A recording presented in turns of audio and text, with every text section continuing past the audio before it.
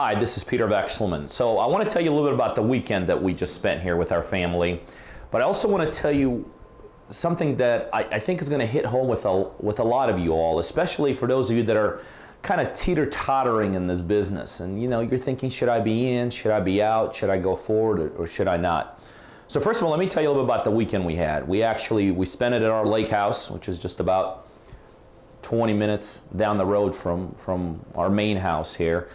And my wife's family came over there. And we had an unbelievable time. I think we took the boat out at least 9 or 10 times. We hit a couple different restaurants. Then at a point in time when the kids were just diving and jumping off the party dock, my wife and I and her sister went to a little cove and had a little bar area there, and we sat out, had some drinks. We cooked out, I think, twice. Kids had an unbelievable time with their cousins, and it was last night, Sunday night, and we were doing another tube run. And on the way there, I looked at my gauge on my boat. I'm like, I'm about ready to run out of gas here. And so, and that was about an hour after I lost my anchor. I forgot that when I threw the anchor out at a point in time, I forgot you're supposed to clamp it, and it wasn't clamped. And so just, I saw it go down, and so I already lost the anchor. It was all part of the fun of the weekend, and so we decided to get some gas. I'm like, we gotta get some gas. So started tubing along to pulling the kids behind us to a gas station. And of course, we run out of gas, and we're kind of just floating there. And I called the tow company, and while our boat's just kind of sitting there, we're kind of chatting, and I said to my wife's sister, I said, you guys got to spend the night. I mean, look, this is crazy. We're out of gas, 7 o'clock. Let's just, they'll be here in the next 20, 30 minutes, gas us up. We were kind of within the sight of a restaurant across the lake, and she had to go to work the next day, which would have been today, and there's no way she could have spent the night. And if she was here, I'd tell her this. So I'm not saying anything that she wouldn't agree to. I know she absolutely works because she has to work. And I know that she does it not because she loves doing it. She does it because she has to do it. So that brings me to the point of what I want to talk to you about, why people quit real estate. So let's talk about some kind of common reason that we all felt of why we want to quit this business. And I've been through these. Frustration, that's a huge thing. People get frustrated, and I can tell you it's a frustrating business. It's a frustrating business at any level. So especially in the beginning, when you don't have a ton to show for it, frustration drives a ton of people out of this business. Lack of success. Lack of success is another huge thing in this business that drives people out. They kind of put these mile markers on themselves in this business, and like, well, if in the next 3 months I don't make it, I'm going to quit. Or if in the next couple weeks I don't get some results, I'm going to quit.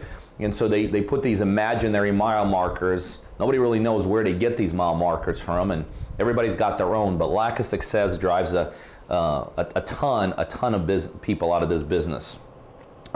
Sometimes bad advice drives people out of this business. You're working with someone. I was just telling Julie here in my office, when I got started in this business, I lost a tremendous amount of money. I lost about $500,000 in the first several months of being in this business. And I could pinpoint about 80% of it was because I was getting advice from the wrong people. And luckily I was able to sustain that kind of a loss, but bad advice can drive many people out of this business. Lack of money. If you got the kind of model in this business, and there are some very financially intensive models in real estate.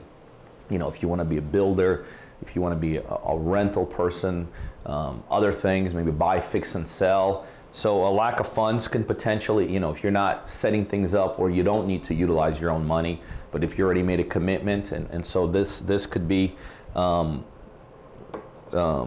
big deterrent in terms of going forward. But here's something else that drives people out of this business that is absolutely ludicrous in my mind, and this is this. They do not want to do some aspect of this business. And so this brings me to another conversation I had recently with somebody, and they're like, oh man, I'm quit, I'm done, I'm not doing this anymore, and because such and such happened, and I don't want to do that. Actually, in this conversation related to them taking phone calls from sellers. But it could be any function of things. It could be you may not want to be the person that has to figure out repairs on your projects. You may not be the person that likes dealing with real estate agents. You may not like doing marketing. You may not want to negotiate. There's a bunch of things that could be done in this business that really have to be done in this business. And hey, let's face it, they're not really fun things. I got it. But a lot of people use those things of I don't want to do that as a reason to drive themselves out of the business. That's a bad decision, because here's the good news about it. Anything you don't want to do in this business, you can get somebody else to do. You have to think beyond what it is that you're doing yourself. For instance, in my business, there's days we take 1,000 seller calls a day right in this office here. You think I want to take 1,000 seller calls a day? No, but I've positioned myself in such a way that I have people taking 1,000 seller calls a day. In an operation my size, sometimes we do 10 inspections on a daily basis, where somebody goes out there, takes pictures of a property, does a quick repair estimate. You think I want to do that? Absolutely not, but I'm smart enough to know how to set myself up to have other people do it. A necessity, I got it, but it's possible to set yourself up, leverage other people that they do it. I don't particularly want to necessarily sell properties that I own. But a bunch of my properties get sold, a ton of them, an overwhelming amount of them get sold. Guess what? I have people to do it. So here's the bottom line. Do not ever confuse of not wanting to do something. Don't use that as a reason to quit this business. Because all you have to do is get beyond doing it yourself and understand that you could leverage any single aspect of this business, any component, any function, anything that you need that you don't want to do yourself. The great news is that somebody in this business can do it for you. That's called leverage. You hear me talk about it all the time. Leveraging your time, your effort, your ability, or your inability through other people. Do not ever not wanting to do something be a legitimate excuse for you to quit something, especially this business. This business gives you the ability to leverage. So think about that. Hey, you guys know what we do here. We do a ton of deals, and I have a one-on-one coaching program where I coach people just like you to help become very, very successful real estate investors. So if you're a buyer or you know other buyers literally all over the world that are looking for deals in the Georgia market, specifically concentrated towards Atlanta, you need to be on our buyers list.